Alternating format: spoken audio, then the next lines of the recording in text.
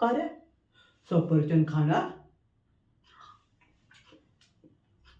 खूप गोड आहे, अगदी तुझ्या आयुष्यासारखं, जे आता थोड्या वेळातच संपणार आहे. अरे, रडतो कशाला?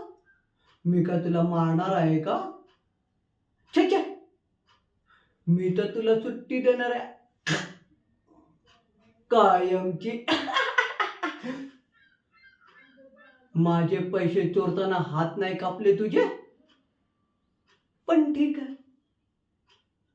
काही काळजी करू नको. मी आता असं काही करणार आहे ना की तुझ्या हातात राहणार नाही. चला, गेम खेळूया. काय बोलला? धन्यवाद.